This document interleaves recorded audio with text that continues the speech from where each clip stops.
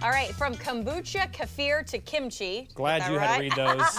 Fermented food and drinks have skyrocketed in popularity in recent years. Many consider the probiotics a miracle cure, but what's the best way to add them to our diet? Here to help us and get all of our health benefits and find out better ways to gut health is Kristen Coffield of the Culinary Cure. Always great to see you. Thank you. It is always my pleasure to be here. And we already learned something from you. I know. Yeah. This is not pickled food. I mean, I think when people hear fermented, they think of vinegar-based. They think of pickles, and that's not what we're talking about. We are talking about lacto-fermentation, which uses the naturally occurring sugars and things in the plants and creates a fermentation process that starts to break it down and create more good beneficial things for us. We have a lot to get to, We so do. let's start We with do. the oats. All right, so you can actually start your morning with fermented oats, and here's what they look like when you put them in your jar and you add water and salt. Okay. And I've actually put a little of this kefir water in here. So Okay. yeah, and you leave them out on your counter and it starts to smell like bread dough, and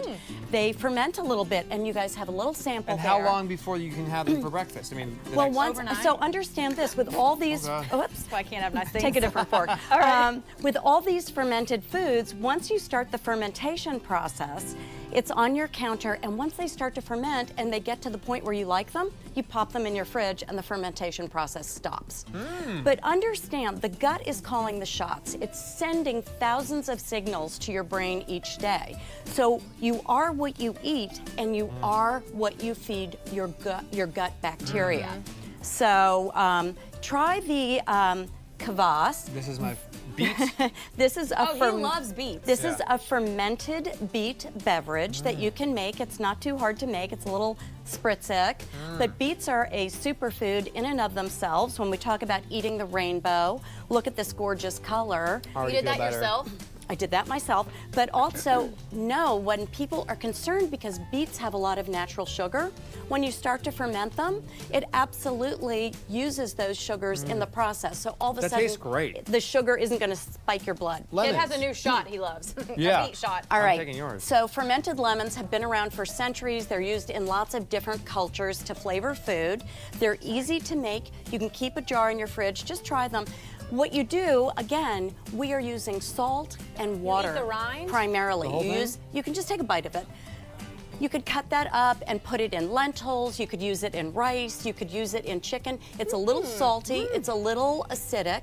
I like it. And it's really delicious. Okay. Good for your gut. Good for your gut. And of course, all of these things, if you don't want to ferment food at home, you can buy kombucha, you can buy kefir, you can buy this kefir water, you can use culture starter to make your fermenting easier, krauts.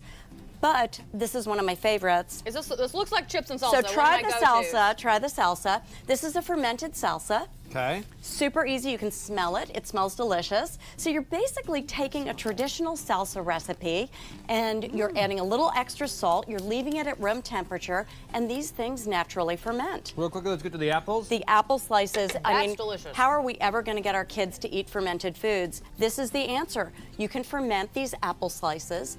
They're good, right? Delicious. And again, there's no vinegar taste. I think people are thinking Yeah, it's gonna we're be not, pickled. this is not vinegar. Yeah. Vinegar is not fermentation. We're talking. do you do that? All right, so you are gonna be our little fermenter guy. Okay. All right, so Autria, can I get you to pour the salt into the water and then shake that up and And now I'm gonna dissolve put the that. vegetables in here? So pack that with some veggies. Okay.